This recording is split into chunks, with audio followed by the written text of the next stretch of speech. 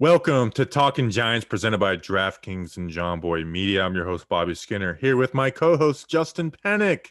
We got a fun episode, man. Yeah.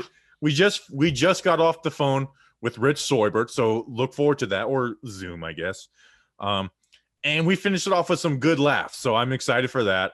I mean, the whole joke about us being a pro gun violence spot. I was very close to saying it, and I shut myself up, but. It was a fun interview. We talked about Coach Flaherty. It was a fun interview. But, Justin, how are you doing? What a fun time. What a fun time kind of reliving some glory days of 07. Bobby Skinner almost there's one point in the interview, and if you're really listening, if you're really like an acute listener, you're going to hear Bobby Skinner at one point wants to say we are a pro killing podcast. It's towards the end. So it's towards the end. So don't skip to the end, but look just forward. I don't want people looking for it for 30 minutes. Be like, when's he going to say it? So it was a fun interview talking about his career, talking about Coach Flaherty. Yeah, it was fun. Talk about O-line, us being O-line people. This is a freaking O-line episode. We got Rich Seubert on. The Giants hired Pat Flaherty. We're going to talk about Nate Soldier opting out or saying he wanted to play, which we got news of on Friday, which feels like ages ago at this point. But the Giants got Pat Flaherty. I am so freaking giddy about this. Oh, we have to do an ad before we do this real quick. Go check out the new Chris Rose rotation podcast for John Boy Media. And here, I haven't asked you guys to leave a review for our podcast in a long time, and I'm not going to ask you now. Leave a review on theirs, on the Chris Rose rotation, and say mention Simple Man Radio. Everyone that's listening to Simple Man Radio did it. And I know this isn't that funny, but I just think it's going to be so funny when the company is looking through the reviews and they see Simple Man Radio mentioned like 25 times. Yeah. That's gonna be so funny, and we'll do some type of social media reading that or something, or maybe we'll do it on Simple Man Radio on Friday. Reading the review. So make them funny, and we'll read them on Simple Man Radio on Friday. Go check out the Chris. It's a cool podcast though. He's got 6 different major leaguers. Trevor May, Glasnow. I mean, he's got a legit rotation. Not salty that he has NFL Network connections and. We haven't even talked to him yet. Well, he's got to come on Simple Man Radio. I've been tweeting it. What Simple Man Radio will be unsuspended by the time you're listening to this, and I can start tweeting at him again. Just harass Chris Rose, who has no idea who we are within our own company. But it's a good podcast. I listened to it today, so go check it out. All right, the Giants hired Pat Flaherty. If you don't know who Pat Flaherty is, who's Pat Flaherty? Well, he's an offensive line coach. Now, he's not hired as the O-line coach. He's hired as an advisor, but he's going to be working with the offensive line coach. And that name sounds familiar because it is. He was the Giants offensive line coach from 2004 to 2015. Came in with Coughlin, basically left with Coughlin. Was there for 2 Super Bowls. We talk about it with Seubert. Like, those guys love Coach Flaherty. So, he leaves there, goes to the 49ers in 2016, the Jags in 17 and 18, obviously a Coughlin connection. Then Dolphins 2019 was fired like a week in the camp and then Coach DeGuglielmo took over. And in the past 2 years, he spent at Penn State as an analyst. We can break down this, part by part. But Justin, I am so giddy for this hire. Like, they have Rob Sales, the O-line coach, Wilkerson as the assistant, and now you have Flaherty, who's just going to come in, and I think he's going to work on these guys' technique, where it's scheme. I really do think he's going to work on these guys' technique, especially the tackles. And you want to know something? He watched, how I watch all the rookie tackles? He watched every snap of those guys this year. So he knows our Andrew Thomas already. And if he knows Andrew Thomas, he knows the left guard that's playing next to him, whether it's Lemieux or Hernandez. I am so excited for Pat Flaherty to get in here, Justin. Yeah, Seubert's going to talk about the kind of guy he is, the kind of coach he is, so you can look forward to that little insight. I first have a little bit of a joke, and then I guess I can get kind of serious. The more people we can hire and promote around Jason Garrett, the better I feel about our chances this year. I guess it's not a joke. Is that a legit take? No, that's a legit take. But this is a pro Jason Garrett podcast for one episode. For one episode, this is a pro Jason Garrett podcast. Yes. But I mean, so that is a legit take. Giants offense was not good last year. So this is an unbiased thing I'm about to say. Giants offense was not good last year. So bringing in pretty qualified people, even promoting Freddie Kitchens from, being a tight end coach to being almost like, an advisor of the offense. And then same thing of Pat Flaherty being like an advisor with the offensive line coach, and the offensive line group. More people we can have involved in this process for collaboration, which it seems like Joe Judge is a fan of collaboration, self-scouting, self-evaluation. And that's really here's now actually my serious take and not just me trying to spin a joke. Joe Judge has always talked about, we talk about all the time about Joe Judge's self-evaluation, his ability to self-evaluate and how he talks about it. Like this is that in practice, like he's practicing what he's preaching in terms of, I constantly want to have other people around me letting me know and informing the process of what is happening in the building, which is an awesome thing. It's truly a collaborative process. A lot of people preach that. Joe Judge is real deal with that, where Patrick Graham is his assistant head coach. Kitchens is in his ear. So it truly is a collaborative process. And I'm just really giddy about this. Let's talk about Flaherty a little bit. So he was fired in Miami. A week into training camp, basically. Essentially, what was reported is that he wasn't implementing the new system the way they wanted, and they said it was an issue back to spring. Now, I wish we could have more details on what exactly that means. But at least he didn't try and fight Brian Flores when the news happened. So yeah, didn't call him see you next Tuesday. So yeah. So I forgot about that. Did you call your former coach a see you next Tuesday? This is one of the job qualifications of Joe Judge. No. Okay. On to the next round. Guess who doesn't have a job right now, by the way?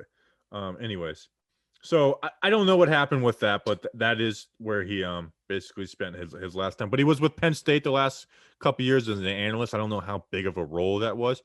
But what's interesting there is, guess who else is from Penn State? Sean Spencer, who was the D-line coach.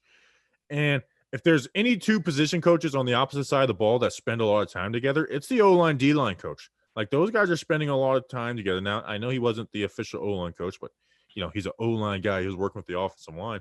So there's some there's some relationship there. And something a lot of times, like with these kind of hires where it's like, oh, he's an offensive line guy. But he's brought in as an advisor. A lot of times it's to help with the other side of the ball. It's like to scout the other guys. Like, this is what we know that you're Dalvin, like Dexter Lawrence, we know this is what he does. And when it's these situations, we know, like, picking up on tendencies. So I really do think all around this is going to be a good hire. And plus, just Coach Flaherty's a good offensive line coach. Yeah. Everyone who spent time around him loves him. Think he gets a bad rep, especially for the latter years of what was that offensive line. And I mean, am I saying that trying to just bring up a caveat, but then also probably most of the people remember how he formed, how the process of forming that 2007 line, basically all the way through like 2010. I would say those lines were pretty strong, and then 2011 they got a little weaker. But I think he may get a bad rep because of how he ended his time with the Giants, because of how bad those lines were. But just looking at the talent, at what he had to work with, if anything, I think he got more out of the talent. Justin Pugh was pretty darn good with his positional versatility. Weston Richburg had positional versatility there too for a second. When those two guys were healthy, formed Weston Richburg into a really good center after he was a guard his rookie year. Flowers'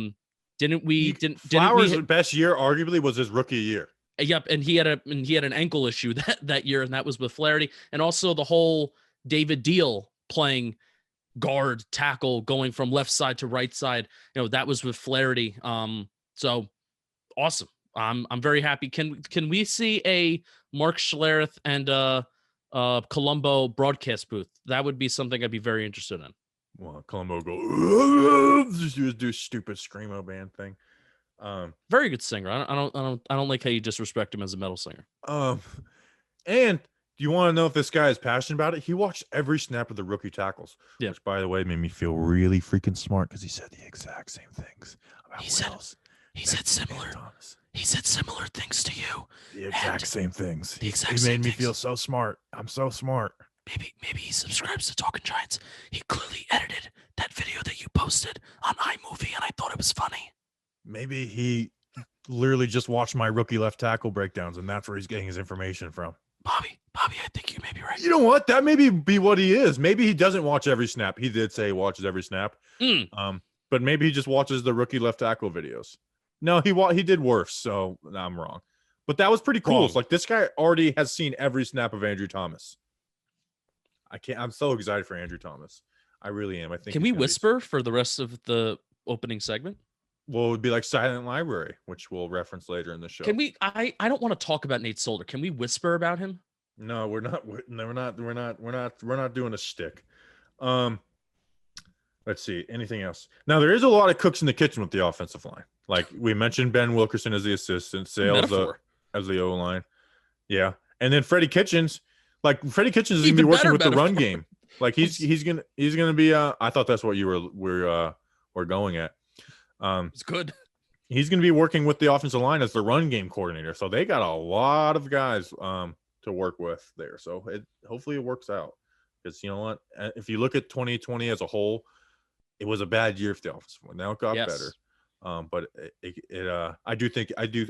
Like I said, we said in our O-line review, I think we have some of the pieces. And you know what? I think Shane Lemieux is going to make a jump forward. Will Hernandez made a jump forward from year 1 to year 2. And Rich Seubert talked about it, like his first year, giving up 2 sacks in a row in one game, like, and then him becoming who he was. Like, I can't wait to see how these young guys grow. I'm going to whisper one more thing. All right. Hey, everybody. The Giants' run game got better when Joe Judge actually had people that he has connections with, when he actually allowed them to do stuff for the offense. That's when the Giants' offense got better, and not Jason Garrett. Oh, I didn't say that.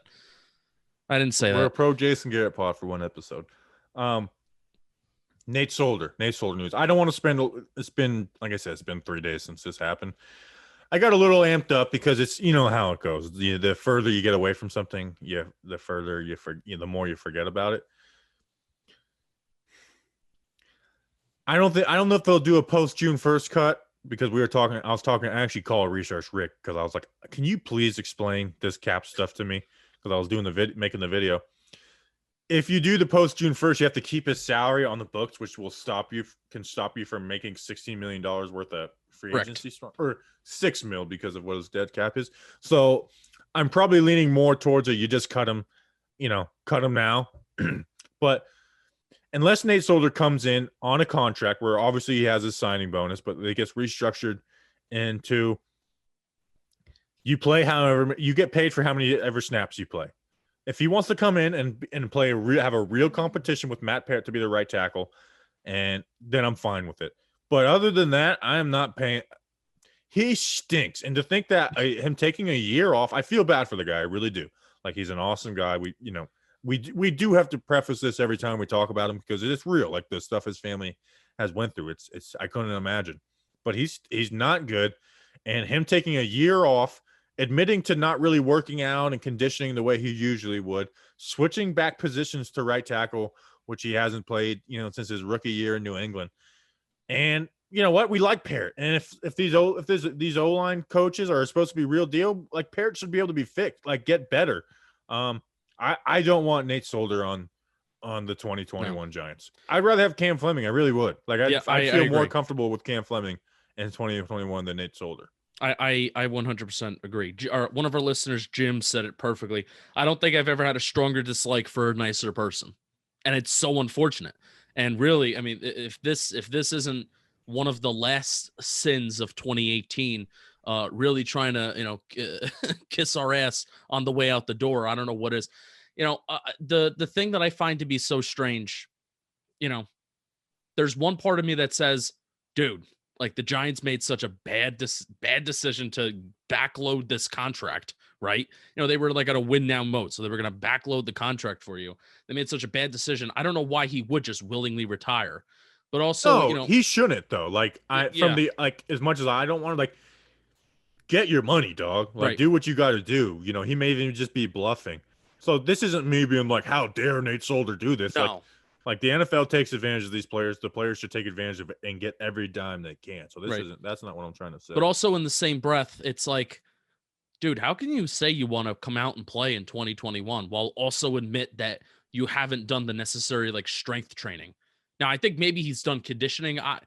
He didn't say, "Oh, I just didn't work out this year and I want to come back and play in 2021." That's not exactly what I think he said, but he He's definitely just did. like not what I would usually do, which means, but also that means he's doing less than what he said. No one says exactly what they're And he also been had doing. like the worst year of his career the year before. So Yeah. he did less of what he usually would do in a coming off of a year where he was literally like the league's worst left tackle. Save me with pass block win rate.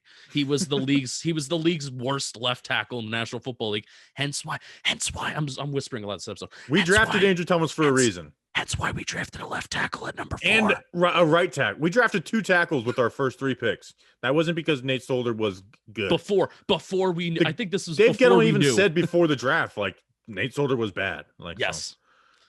So right, like I said, I do it. feel bad I really don't like talking about him because it does suck everything that he goes through. Yeah. There is no way that he is on the 2021 New York Giants. Yeah, I don't think so either. So yeah. All right, let's do the interview with Rich Seubert. But before that, Justin, UFC 259 is this weekend and is sure to be action-packed with 3 title fights taking place in one night. DraftKings Sportsbook, the official sports betting partner of UFC, is putting you in the center of this weekend's title fight with 100-1 odds on either fighter to land a punch during the title fight. Pick either main event fighter to land a punch during this weekend's UFC 259 bout, and DraftKings Sportsbook will give you $100-1. Now, you know the 3-point thing that they were doing, Justin? Yeah. This is a little more risky than that, but I do think both guys will land a punch. Just bet $1 on either fighter to land a punch, and if that happens, you'll cash $100. There's no better way to put your MMA knowledge to the test than to put your money where your mouth is with DraftKings Sportsbook. Don't worry if MMA isn't for you. DraftKings Sportsbook offers great odds and promotions on basketball, hockey, and so many more relevant sports. Just kidding. DraftKings is safe, secure, reliable, so you can deposit and withdraw your funds at your convenience. Download the top-rated DraftKings Sportsbook app now and use promo code JOHNBOY when you sign up to turn $1 into $100 if either main event fighter lands a punch on Saturday. Place your bet and watch the fist fly this weekend. Watch these fists fly like it's going against the Chicago Bears this weekend. That's code JOHNBOY to turn $1 into $100 if either fighter lands a punch for a limited time. Only at DraftKings Sportsbook. Must be 21 or older. New Jersey, Indiana, or Pennsylvania only. New customers only. Restrictions apply. See DraftKings.com/sportsbook for details. Gambling problem? Call 1-800-GAMBLER or in Indiana, 1-800-9-WITH-IT. And here is our very fun interview with Rich Seubert. All right, we now welcome onto the program, first time on Talking Giants, Super Bowl champion, part of my football heroes and the offensive line that probably stayed together longer than any offensive line ever. Rich Seubert, what's going on, Rich? How you doing? Just enjoying life, right? Trying to figure out kids' schedules and COVID regulations for everything and living life to the fullest. So I'm doing good. Thanks for having me on, guys. Of course, I haven't envied, it's cool what you're doing, but I'll see you post about, your athletes and stuff. And it's like, man, that's got to be a pain in the ass trying to like get these guys to practice and, behave, work within the constructs. I mean, I have a hard time doing it myself, so I couldn't imagine. The kids actually, they just want to play, right? So coaching these high school kids, it's, they did everything the right way. I think some teams that the kids were going out to parties and stuff, they got shut down a little bit because of COVID, but my guys wanted to play. My guys worked hard. And then obviously once the season ends, right, you get your seniors that want to go on to college to play. So you're always working for them. You're always trying to find the right fits for everybody. And I enjoy it. I enjoy the game of football. My son's on the team, so it makes it a little more enjoyable the last couple of years. So it's football is what I love, and I'm blessed to coach. Yeah, I work at St. Peter's Prep over in Jersey City, and you're obviously, you're the coach of Watchung Hills Regional High School right off of I-78. And what's really been difficult recently for our kids is the recruiting, and the lack of access to college coaches. So I really commend, what you're doing. We work with some kids that are going through the recruiting process right now. And it's not only screwed up for the kids this year, it's going to be screwed up, especially for the kids next year that can't, that really can't get out there and can't, go to different visits and whatnot. So I commend what you're doing in the kind of like this next chapter of your career.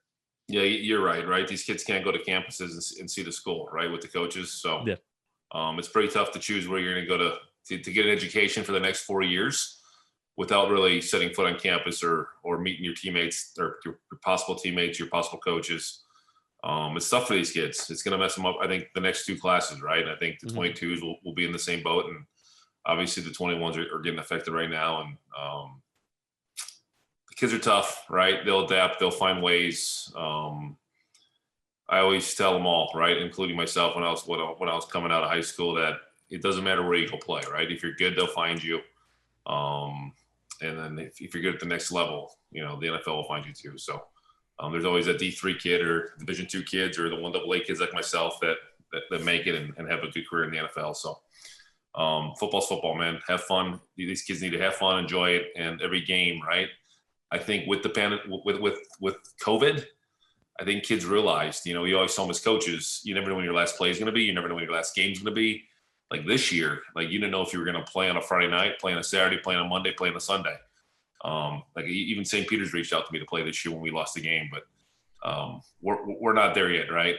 That's our goal. But yes, I coach at a public school. I don't think we could hang with you guys yet, but it would have been fun for our kids to play. But you guys found a game against somebody, and we found a game against Rahway. So. Yeah.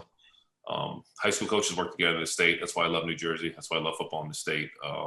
We all found a way to make it happen.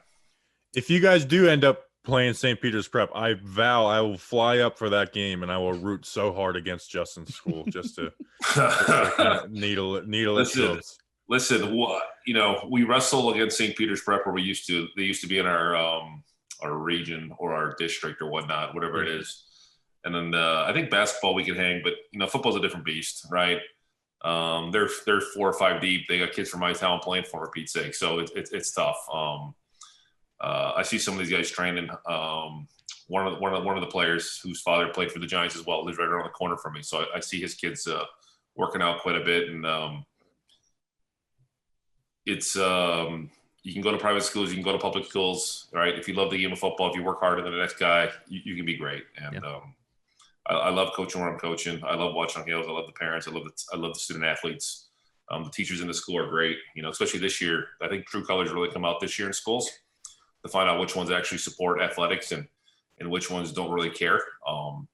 Watchung Hills did everything for us, right? They helped us in the summer getting our off-season workouts going. They helped me during the fall. When the governor allowed parents to finally come back into gyms, they're allowing home parents and visiting parents, which I think that's the way it should be, right? I'm a parent. These seniors, this might be the last time they ever play. I think every school should allow, home and away parents in, and this COVID's got to go away sooner than later, and we need to go back to living life. Yeah, for real. So I want to talk about your career and we'll a little bit more about the coaching career now too, but we do have you on in a timely manner. We're trying to get some insider info out of you. So insider Seubert, Giants hired Pat Flaherty. Obviously, everyone knows he was your guys' coach for a long time. I mean, 11 years as a position coach is crazy. You see guys even like Gooch, who was with you. I mean, he year to year, good coaches bounce around year to year. Bill Callahan's known as like the best O-line coach in the game. He's at a different place every other year. Our listeners are pretty nerdy with the X's and O's. They like the O-line stuff. What is some stuff that Flaherty is going to bring to that group? Because he's obviously not going to be the main coach, but what's some like inside info we can get out of from Flats? That's a good question. I think whatever the Giants, whatever Coach Judge asks of Coach Flaherty, he'll do. I texted Coach Flats last night when I saw him on Twitter. I'm like, I got to find this stuff out on Twitter. You're not going to give me a call? He called me about 3 minutes later. We talked about it.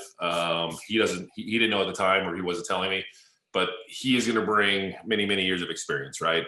Like he said, he was coaching with the Giants for a long time. He was my second and last offensive line coach for the New York Giants.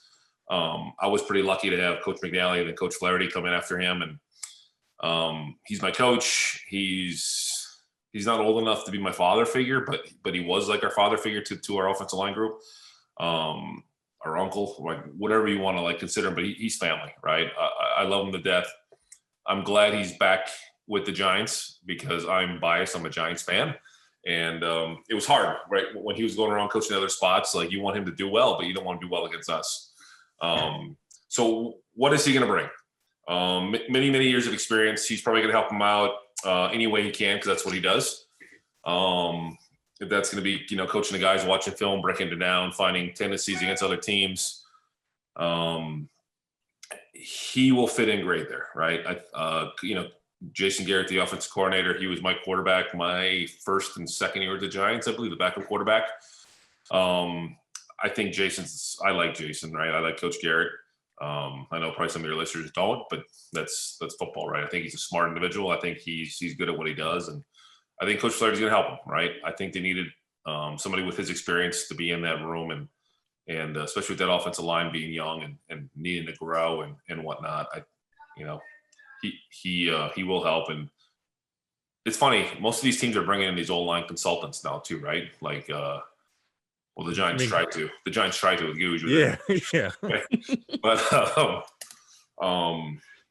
But knowing Coach Flats, he's not going to be that guy, right? He's not going to try to take somebody's job. He's going to be the consultant. He's going to help out where he is. He's going to know his role. He's one of the most honest coaches I ever played for, right? He's a straight shooter. He'll tell you if you suck. He'll tell you if you're good. I'm excited for him. I asked him last night, and I think he chuckled. I mean, who's more excited, you or your wife, right? Because he's been at home now for a while, and being a coach in the NFL, you're really not home ever, right? You're in that office for 20 hours a day during the season and 18 hours a day in the off season, and for the last couple of years, he's been around his wife more, which is great, and his son Sean is coaching down in Miami, so he got to go down there and hang out with Sean a little bit, and I'm excited for him. I'm excited for the Giants. I think it's a step in the right direction, and he's obviously going to help him out. Yeah, and I'm not, I looked up the role he had at Penn State as I'm not sure how in depth that was, but what I've found out from just doing some research of what he's been up to in the past couple of years is how much he's an older guy and he still loves the game. Like he breaks down like the rookie tackles that came out this year, including Andrew. He watched every snap of those guys this year and broke them down and had like analysis on them and said hey, I've watched every snap of these guys.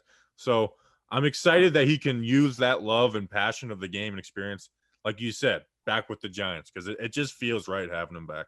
It is, right? I don't think he's ever stopped watching film.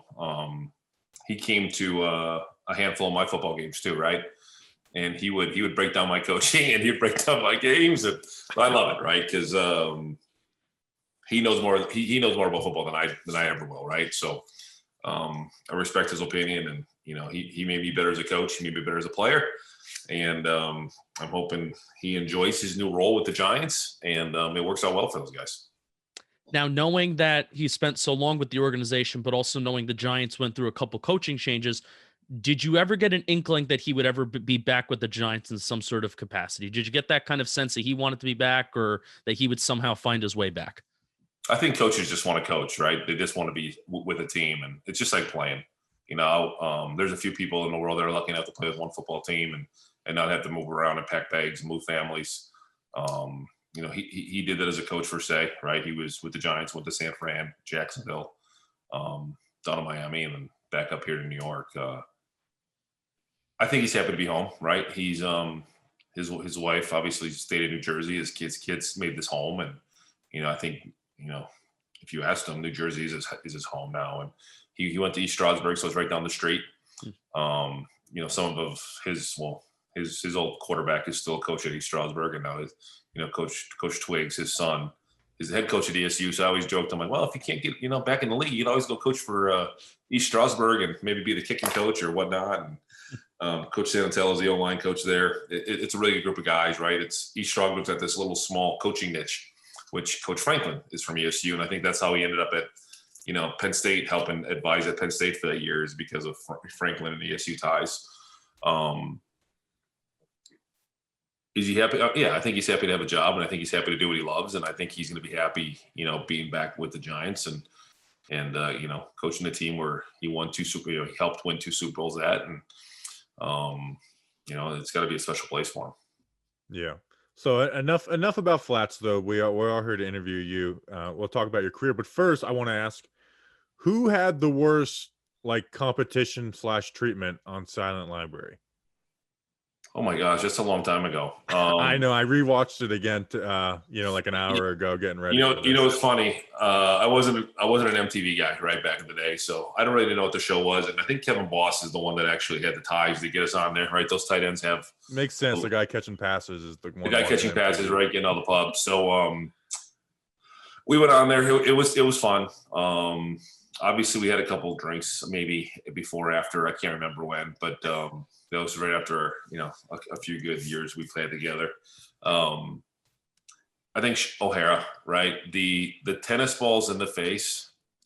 Those were whipping his ass. Nobody knew how fast they were going to come, right? And when the first one hit him in the mastic game was just a piece of plastic. There's no he could feel it through that thing. Yeah, there was no padding on it, no foaming. It was just a piece of plastic against his face. And when the first one hit him and knocked his head back, like literally almost. Well, I don't know what I can say in your podcast, but like, go for it. We almost pissed our pants, right? Like, we were laughing so hard. And obviously, we lost that challenge or whatnot, but and then like 3 or 4 of them just kept nailing him in the face, and his head was flopping back, and he had like marks on his face for like days. So, like you said, there was no 4 and 5 on Silent Library. There was no cushion. It was just like the plastic almost made it worse because it was just hitting plastic into his like. Though I couldn't believe how fast those things were coming out. And then Tollefson, like he's a D lineman, right? He couldn't drink that. He couldn't drink the shake, which I thought was kind of a wuss move by Dave, but he does play D line, so it's understandable. I feel his pain because I hadn't seen it in years. And I was rewatching, and I texted Dave, and I was like, "Man, you had by far the worst treatment." And then I saw Sean get beamed with those balls, but I think I still go with Tollefson, man. I would rather get pelted in the face 10 times than drink what they tried. And then O'Hara, and then I think Deal drank it afterwards. Yeah, Deal drank it. Oh, Deal is crazy. I think the worst one for all of us was drinking the maple syrup, right? So what happens after you drink a gallon of maple syrup? This was like a hazing thing they did back in football, and I think it just doesn't it like destroy your insides. I can't remember if it makes you crap. Yeah, okay. Right, so we all went out to a restaurant afterwards, and I think O'Hara probably right. He was the prima donna of the group. He picked the restaurant. It was a nice little Italian place. Like none of us could eat. Right, it might I forget what it was named, but it was a good place. But then we had one little bathroom, and there was 5 of us that went out after that show, and the revolving door in the bathroom was nonstop. I felt bad for every other patron in that restaurant because that bathroom must have been bad. That's brutal. Brutal. And like I said, the other patrons, you guys are all 6'3" to 6'6", with Deal. I don't eat pancakes anymore because maple syrup I can't eat, and you can't eat pancakes without maple syrup, so no more pancakes. That's brutal, man. That's the kind of stuff scars you. Did they allow you to keep the bunny ears? That's my question. No, I had the easiest ones, right? Let's be honest. One of them didn't air because it was really simple. I had a squid hanging down from my hat, and I had to flip it up into the bowl, which I did on the first try. I'm like, that was easy. And then eating the carrots. I don't think you can physically eat that many carrots in a minute, right? So I think I was a lost cause anyways. But I don't mind hot food, so the Tabasco and the pepper stuff was fine for me. I was pretty easy. Well, I wanted to transition to your career next, but since we're on it, have your players seen that yet, or are you hiding it from them? Social media, right? So these kids find everything. Every year, right? I think they all talk about say, hey, who's gonna bring up the Silent Library coach? One of them will ring it up, right? One of them will start laughing. One of them will show me the clip on his phone. But that's part of coaching, right? I love these kids, and there's a lot of worse stuff that I could have had on social media too when I played. And I think we're all glad that we didn't have social media like it is now back then, right? But yeah, it's fun, right? They find all the good pictures, the good missed blocks or whatnot. Everything is somewhere they can find. So, I'll be talking about, I'll tell them stories, right? I remember my worst game I ever played probably was we played Seattle in 2002, my first year really playing. And I gave up back-to-back sacks, right? So sometimes when an offensive lineman is struggling on my team, I'll tell them that story and how I wanted to walk right out of that tunnel in the old stadium and walk into the locker room, get my shit and go home because I knew I was going to get fired. right? It was John Randall, and the second was against somebody else, but I just overset him, underset him. So they found those clips and they showed them to me. I'm like, that's brutal, man. I thought it'd be like, oh, look at Coach eating the carrots. They're bringing up sacks. That's there's a couple things in life I don't want to watch anymore. The San Fran playoff game in 2003, I don't want to hear about it. I don't want to see it. I don't want to watch it. That one, and then the playoff game in 2008, right, when we lost to Philly. That's like, you don't want to hear it. I don't want to think about that either. That was brutal. Although what makes me feel good at night is I don't think anyone was beating that Tampa team. The next week, I would convince myself that the Giants would have, but that Tampa team was just unreal when you look back at it. They weren't that good.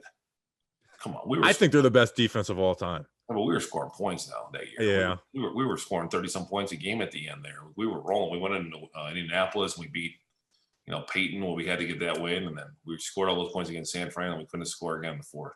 So was everyone, though. Oakland was scoring points. But listen, I predict the Giants are going to win 77-0 every week, so I would have definitely predicted them to win that one. I'm a little closer. I'm always like 21-17. There you go. Okay. That's good. It's, we joke, and I think it's just like the mind of an athlete. Like it's a joke to do it 77-0, but part of that is I can't predict the Giants to lose. Like, I always this is the path to victory. That it's impossible. It's so hard for me to be like, I think the Giants are going to lose. It's just something about it's just athlete brain. It's like there's always a way to win, and part of that was you guys in 2007. I mean, you got from week 17, that win or that 3-point loss to New England, which looked like the best team ever, to that playoff run. I think that probably changed the way I viewed it a little bit too. Quick thing about that game. I'm glad you brought that up, Bobby.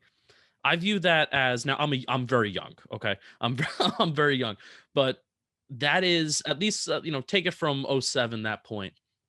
That was the greatest Giants game in terms of entertainment value that I have seen from start to finish. When you're playing, this is even a question. When you're playing a game, are you thinking about like, wow, this is like a really good football game, just not in terms of, maybe like just competition wise, this is a good football game, stuff like that. Are those things kind of ever running through your mind or no? No, actually not. Right. You just said it. And I was like, no, I never thought like that. Looking back now at the games, right. You can watch it with, my kids or whatnot. And you say, oh, that was a really good game. Right. Like, yeah. Now I look back at the Carolina game, right. In 2008, when if we won, we clinched the NFC, right? Mm-hmm. That, in my mind, that was a good game, right? We ran the ball down their throats. We went to overtime. D Ward broke that one off in overtime, and then Brandon Jacobs scored. I think Brandon scored right at the end. Yep. That one was, in my mind, one of the greatest games I ever played at Giant Stadium, right? Because I wasn't here for the year prior, in 2000 when they went to the Super Bowl. I wasn't here that year, so. But for me, I think that was the loudest I heard that crowd, right? That was cool. Overtime against Carolina, fighting for the number 1 seed. It was pretty cool. The new stadium. Looking back at it now, yes, you say, "Oh, that was a really good game." Oh, that was a shitty game, right? That's easy to say, but at the time, we never thought about it. Yeah. So that reminded me, we're talking about like in-game mindset. So, everyone's different, but most people have some type of nerves before games, and then especially for the big games. But they seem like, every person I've talked to in my limited, athletic ventures, it's like once you start playing, those all go away. You're just playing. So Super Bowl, that obviously everyone has nerves before the Super Bowl. That fourth quarter drive though, was there like a nerves before that, or was like let's go do it? We're listening to Stan give a speech and we're going. It was let's go do it, right? I think I forgot who said it. I know it's in the papers, but somebody said prior is like, would you rather be down by 3 with a minute left or be down by 4? And I think if you're Eli, it was Eli, right? Yeah. And I think that's how our whole team was, right? I think you'd rather go down and win it than go down and kick a field goal and tie it, right? So if you're down by 3, the coaches are thinking, hey, we got to play for 3, right? We don't need a touchdown. We don't need to win it. We can just get a 3 and tie it. I'm like, being a competitor, right? No matter what you do in life, like, you want to win the game. You don't want to tie no damn game. I don't want to kick no field goal and tie it up. I'd rather be down by 4 and win a game. And it's funny how things work out, right? Down by 4, and we the offensive line gets beat, and Eli makes a hell of a play, and Tyreek catches it on his helmet, and we score a couple plays later. But no, you're you were no more nervous playing that game once the game started than you were any other game, right? Now getting to that game, right, building up to it, the 2 weeks, and it might have been the longest 2 weeks of my life, right? Being away from your family for so long, and then them coming down in Arizona a couple of days prior to the game or whatnot, not really seeing them too much until after the game. But I'm sure, the O-line just did a podcast, and you forget about stuff in that game, but you forget about, when somebody on their team said, hey, after we beat you guys, you can come to our party. It'll be more fun. You just don't, I don't know. Speak with us, speak soft, carry a big stick, right? Mm-hmm. Whatever that saying is, don't, why would you say that shit playing a football game? It's just going to piss the other guy off, right? So I'm glad it worked out our way. Aren't we all glad it worked out our way? Yep. That was a fun game and a fun night and a fun couple of weeks. And, looking back at it now, and it was just on TV, the whole thing was, and I got to watch with my family, and it was cool, right? It's, you won't forget that one. Yeah, and it was Coach Coughlin that said, talk is cheap, play the game. I feel like it was big in 06, and I feel like it was even bigger in 07. Yeah. And arguably one of the biggest changes that happened from the 06 to 07 season was Tom Coughlin's kind of transformation of his mentality. And we're currently reading a book on another show that I do. It's a Giants history show. We're reading Tom Coughlin's book that he wrote on the 2017 A Team to Believe. And he talked a lot about his transformation as a coach to be more caring and considerate of his players. So with that transformation that Coach Coughlin did, talk about that both as a player, like at the time, how you were feeling, and now as a coach yourself, how impactful was that change in philosophy that he had that year? How impactful was that to you?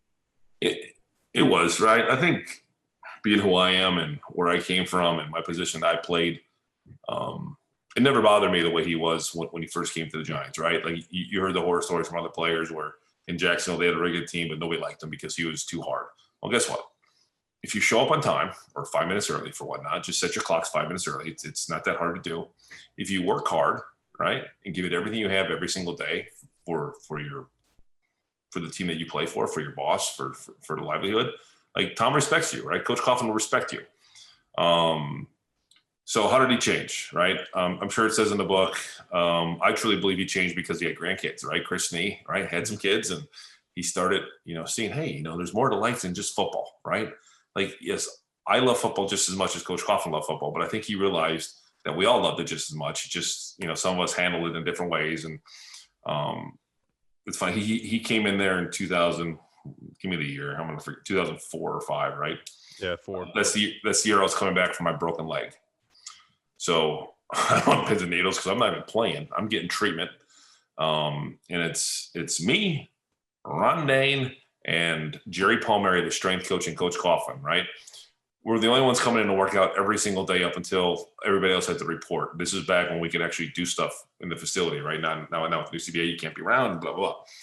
So me and Ron Dane used to come in every single day from when the season ended, whenever that was, till everybody else reported at the end of March. And we lifted 5 days a week. And in the snowstorms, I remember Ron would call me up. He's like, hey, you going in today? I go, I don't know. The roads are kind of icy. And then we want to go in. And they would call us and say, you're getting your asses here to work out. So we got in our cars, we drove through the snow, and we came to work out. And Tom would walk through. He never said a word, right? But I know he was taking a look at how we were working out. And the next year, I like being early. Like I still like being early for everything. So I'll get to the office first, and I'll be sitting on my desk reading the newspaper or whatnot, having coffee. And he would walk by and I would say good morning. Second year, he'd say good morning.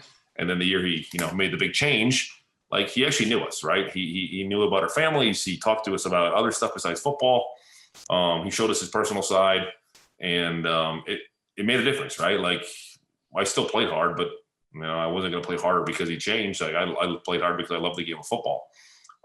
But I think because he changes now that I have that love for Coach, right? He's my coach, and I would do anything for him, and I love playing for him. I loved everything he brought to the table and the toughness he put in me and all that good stuff, right? Coaches could have moved on when you're coming into a new job, and you have a guy that's in his 3rd, 4th year that shattered his leg, and he gave me a chance to play again. So I respect him for that, and I would do anything for the guy. Did you adapt Tom Coughlin time at I'm still on Coach Coughlin time. You can ask the kids like Coach, right? Listen, be on time, right? I don't care if it's 5 minutes early or if it's 8 o'clock and if it's 8 o'clock. Don't be late. Don't be late to class. Don't be late to Zoom meetings. Don't be. I think you were 5 minutes early to this because you were like, "Oh, he's in the room now." So my clock is. I was waiting for the text message, right? Because you guys told me you were going to text me prior to 9 o'clock. I'm like, "When's the text message coming?" But I think that's with anything in life, right? Like, be on time, be accountable, do your job, and if you do that, like, you'll have a job in life and make money and have a good life. And if you don't, you're going to get fired and you're not going to play. You're not going to have a job and you're not going to do good in life. So the whole 5 minute early thing gets blown out of proportion. Just set your clocks. Like, in his mind, he couldn't say 7:55. He had to say 8. In our minds, we had to say, hey, it's 7:55. It's not 8 o'clock. It's silly, but it's funny how it's funny how that stuff kind of gets blown out of proportion. And I'll liken it to Joe Judge, like, the whole running a lap thing. Now, do most teams do the running a lap thing? No, but compared to practice, running a lap is like the easiest thing you can do. Like, with the time you run one lap compared to, 4 or 5 reps, against a defensive tackle, obviously, that's a little more than you're doing, but like, that's way less strenuous than like any kind of other drill you're doing besides. You better watch out. You might get some old vet, right, that doesn't want to do a period or something. He's like, hey, I'm just going to jump off sides. I get to run a lap. Yeah, I know. What? We have this next. I don't like that period. No, that's cool, right? Like, there's 1,000 different ways, right? Don't punish people with running, right? That's the big thing in high school.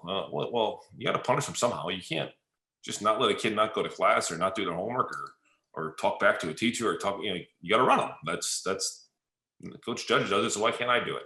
No, I'm just kidding. It's fine. I guess the rules are. I'm pretty sure I could play. I'm pretty sure I could play for Coach Judge. He seems like a tough but fair coach, right? I think that's what we all want. We want a tough but fair coach. You can't be tough and not fair. You got to be tough and fair. Treat everybody the same. It doesn't matter if you're, Barkley, Jones, or the 10th lineman in that meeting room, right? Treat them all the same. Treat them all the same. Since you're talking about that, I want to go back a second because this is something I meant to ask. So Colombo, we won't revisit that, but the guys liked him. Like, he was one of the guys, obviously, played a long time. Like, the offensive linemen, those guys loved him. And then Gooch comes in. He was with you guys for a little bit too, right? Yeah, he was. He was assistant all-line coach with Flaherty. Yeah. Yeah. So he's a hard ass, and he'll say it himself. Like, very like the polar opposite. And some guys may have not really liked him, but like you said with Coughlin, it's like, you earn his respect. What kind of personality does Flats bring to the table? Firm but fair. Yeah. Right. I think firm but fair is the only way to say it, right? He'll tell you when you're wrong, but he'll love you up when you do it right. He's never gonna, like, I don't know what his job was gonna be with the Giants, but when he was the old line coach, like, he would never dog cuss us on the sideline. Right. Like, he would save that for the meeting rooms and do that behind closed doors or do it individually, which I respected, right? Like, the last thing you want is you're playing in the Super Bowl and you get beat and you get your coach screaming at you on the sideline, right? And you got fans in the, people like you were sitting right behind us and saying, oh, look at there. Seubert's getting his ass chewed out by Coach Flaherty. He's on the hot seat. But I love Coach Flats, right? I think, his wife would make the bomb and desserts for us on Thursdays and bring them in. And I asked him, like, hey, you going to bring in some of those whoopie pies for the other coaches tomorrow, or are you going to wait a couple weeks? But firm but fair. And with all that knowledge, right, like, any coach that's on the offensive side that has any questions about anything could probably go to Coach Flaherty, and he's probably seen it, heard about it, or coached it, right? So he'll help those guys. What is some of the best Eli pranks that you've been part of or that you've witnessed? That Eli did to us, or we did to Eli? Oh, whichever one's going to make our listener. Both, actually. Well, the best one is I'm not going to say any names, right? Because I don't want to incriminate anybody. Because I don't know if his wife still knows who did this. We always had family. Well, Coach Coughlin had family day with the Giants. I don't know the year, right? It's been too many years. But somebody took his cell phone during meetings because you couldn't have cell phones at meetings. We took it. We went into the O-line room or tight ends room or running backs room. I'm not going to tell you who it was. And we said, hey, it'd be really nice if you came to family day because all the other wives and kids are coming. And then she wrote back something like, we talked about this last night. You didn't want me to go because we don't have kids yet. So me and my sister made an appointment to get us in a spa in the city. It's like, well, it'd be really cool if you came because I don't want to be the only player without his wife here. And they put the phone back in his locker. After practice on a Friday or Saturday, she was walking down and he was walking up. And he goes like, what are you doing here? And she goes, Oh, that's brutal, man. Right. So like she ended her day. She came, we brought, but it was a rough couple of weeks. Right. But it was all retaliation for what he was doing to us. Right. So people think Eli wasn't clever, but like we all heard this story, right? Super Bowl week, we had Super Bowl year, we had green ties going to Green Bay. He took our shoes going to the Super Bowl and gave us dress shoes that are painted purple, right? And Coach Coughlin made us wear them because you had to wear dress shoes, right? There's nothing else you could find. He would mess with our cars in training camp, right? He'd put Vaseline on them or whatnot. Mm-hmm. So we always went different ways, right? I think the one that I chickened out on and all the guys still make fun of me is Thanksgiving time. And I'm glad I didn't do it now because we got our asses kicked. We were going to Denver. Remember, Denver kicked our ass on Thanksgiving, and I went to one of those turkey places in New Jersey, and I bought a turkey, a live one, and I was going to put it in the meeting room for the quarterbacks. And I was like, if I put this live turkey in the meeting room, I'm probably going to get fired by Mr. Mara, right? He's going to be pissed. There's going to be a turkey flying around in there. So then I was going to put it in his car, right? Like, what if I just put it in his car? But I'm like, then the turkey's going to die, and I'm going to have all these animal lovers on me, right? So I'm like, I can't put it in the room because, Mr. Mara, we all near Coach Coughlin. I'm really upset. I put it in the new bubble, right? If I put it in the practice facility, how cool would that be? You're going out to a walkthrough and there's a turkey in there.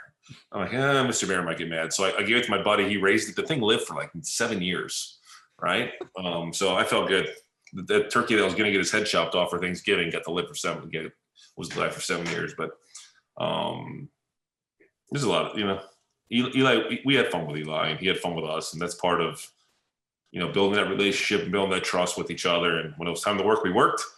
But when it was time to have a little bit of fun, we had a little bit of fun. And he liked to dish it out, and he was pretty good at taking that too. I actually think some of your players might listen to the show. Like we've had people like, oh, yeah, I'm friends with Rich's son. So if you're listening, make sure to do some of these to your coach. Which do they ever prank you at all? The players I coach? Yeah. I'll make them run. Well, just make sure you don't. I guess you could run the whole team. That I'm thinking. The coaching staff, we have fun together, right? But not the kids, not high school kids. No, I don't. There's no breaking. Like, I tell them we're gonna run, we puke, but then we just cut practice short or whatnot. But that's what we all do, right? To give them a bone once in a while. No pranks. High school seasons are too short to even get into it. We did prank one of my coaches, which was pretty funny. We pretended we were a girl that liked him and got a burner account. We were texting him all year, right? For the whole year. Oh, that's brutal. We were texting him. At the last game of the season, we finally said, hey, by the way, that girl you've been texting has been us. He was so pissed, but that's what keeps the, all that stress build up in football. You need to do this kind of stuff to relieve it, right? To get rid of it and to take your mind off of the game for a split second just so you can have some fun. Yeah, I suck at pranks. Like I always go too far where it's like, this is not funny. 1 year our coach, it was April 1st, so he should have seen it coming a little bit, but we went into his office and like, hey coach, we got caught doing so-and-so after track practice and we're all probably going to get expelled. And he's just like, he said, you got caught doing and he had a hot temper. So I realized like, you know what, these type of pranks like aren't funny, like making your head coach think that like his 5 best players are getting ready to get kicked out. It's funny. You just said that. It sparked up. So I had a kid, I don't know, 3 years ago, one of my better players, right? He came in and showed me a picture of a baby. He goes, coach, I'm not going to play anymore. I just had a baby. I'm going, well, having a baby doesn't mean you can't play. You can still play and have a baby, right? Like you didn't have the baby, your girlfriend had the baby. And then he goes, I'm just kidding, coach. I'm like, why would you do that to me? Right? One of my better, come up to me the day before a game and say you're not going to play anymore because you had a baby. But that was they got me and all the coaches. I think the coaches were behind him on that one. They laughed. The kid laughed. I laughed. But that's right. Like you remember your coach because of that. Yeah. So my thing is, I think what makes me the most proud about coaching, right, is when these kids, once they graduate, they still come back to say hi, or they still shoot me that text message saying, hey, good luck. Hey, this is what I'm up to. Hey, this is, do you know anybody in this field that you need an internship? At least they're thinking about me, right? At least I made an impact on their lives. And, we're trying to get the tradition back to Watchung Hills like it's supposed to be. And like this year, the seniors last year, they actually want to come to practice and want to be around, but they couldn't, right? So like we're finally there, but now this whole COVID thing messed it up, but they'll be back, right? It's cool when the guys that graduate want to come back and watch the games. They want to be on the sideline. They want to be part of it, right? Because football meant the world to me in high school. And people always ask me, if you could play one more game, what level? High school football, my high school buddies, right? Your high school buddies are the ones that you become friends with and stay friends with the longest, right? Like I love the guys that played with the Giants, Heron, Deal, and Cream, and Boothie, and all those guys, Tolson, and, talking. But your high school guys, in your whole life. Right, you probably went to grade school with a lot of them, and you talk to them, and you've been in their weddings, and they've been in your weddings, and high school's where it's at. I love it. Well, you're mentioning that brotherhood, and like you said, the coach player stuff is real. But maybe this is because I'm a Giants fan, and I grew up on watching you guys, but it really does seem like you guys are a brotherhood. Obviously, you got you five up front, and you mentioned some other names. Like it really does seem like you guys are some tight knit, like as tight knit as a NFL team could be. And one of those activities is hunting. We know some of you guys, you've brought some of the other guys out there. Who's the best hunter on the out of your guys group? Besides myself? Yeah, besides yourself, of course. We get, like I said, 77-0. We always. Well, it's funny, right? So. You guys talked to Tollefson yet or no? Probably. Yeah, he was supposed to come on with us for like a live stream one night, and I texted him 30 minutes before. He's like, "Oh, I'm in the stand shooting ducks," and I was duck hunting, right? Duck hunting. He's a big duck hunter. Yeah. So I forgot where we played. We got back like Monday morning, like at 4:00, right? And I said, "Hey, listen, you always been talking about bow hunting. How about when we get back, we just run and get our bows? We couldn't have them at the stadium because that's illegal, right? A weapon at the stadium." And we go out to my spot down here in Warren, New Jersey. And we bow hunt. He's like, "Oh, that sounds like fun." So it's the first deer Dave ever shot at was with me with his bow, right? And I think I got him hooked. I did the same thing for Tuck, right? We took him to a spot, Targeteers up there in New Jersey, and he buys his bow. We take him bow hunting in New Jersey, and he falls in love with it. And he's been hunting more than I have. Hunting to me is, I grew up doing it, right? My parents, my grandparents, my uncles, my cousins, my kids hunt. It's just another special time, right? To be in the woods and to be around nature. It's not about the killing, right? I know some people are against it, but listen, I eat everything. I eat everything I kill. So it doesn't matter if I go eat, buy a hamburger in the store, or if I make my own hamburger. It doesn't matter. But I enjoy it. I enjoy taking people for the first time. So I think Tollefson would be the best, right? Tollefson hunts a lot. The prior group, Chris Seubert likes to hunt, right? Bober, okay. Jason Whittle, I took hunting up here, for the first time bow hunting. There used to be a charity turkey hunt or a fishing tournament, but they took us turkey hunting up in upstate New York, and they got guys from New England, Buffalo, Giants, and the Jets. That was pretty fun. Tim Green actually put that on. So it was Tim Green's charity event up in upstate New York, and that was cool. But especially during the football season when you're playing, right? Like after a game when you just want to forget about, just take your mind off it for 3 hours. There's nothing better than going up in a tree, strapping on the harness, and just falling asleep, right? Just relaxing, because I could never sleep that much like the first couple of days after a game, because you're all pumped up still like Tommy Boy, right? So I'll go in the woods and play and try to shoot a deer. Every time I tell people we're interviewing this, they look at me like I'm crazy. But when I was trying to say we're four, like every Sunday morning before the game, whenever the mascot was, we would find a video of that being shot. Like if the Giants were playing the Bears, we'd find a video. And at first it wasn't received so well, and then it became something people look forward to. Wait, what do you do when you play a team without like an animal mascot? Well, like the Bucks, we found like people like shooting down a pirate ship.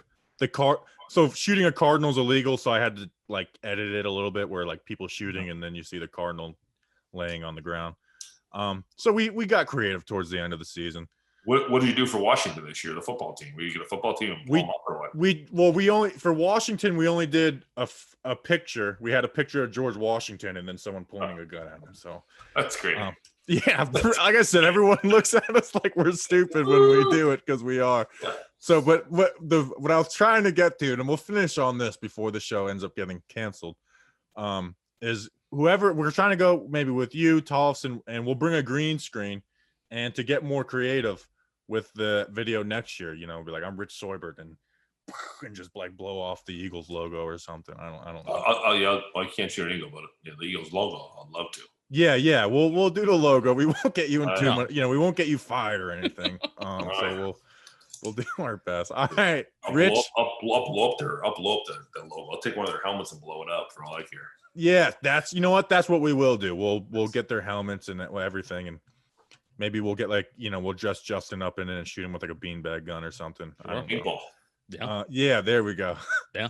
I went to beanbag gun. Probably should have went to paintball gun first. All right. Cool. Like I said, before we get ourselves in trouble, Rich, appreciate you coming on, giving us your time. And we'll have to do it again soon, man. All right. Thanks, guys. Have a good night. Stay safe. Stay healthy. Go Giants. Thanks, Rich. Yep. See you guys. Thanks again, Rich Seubert, for coming on.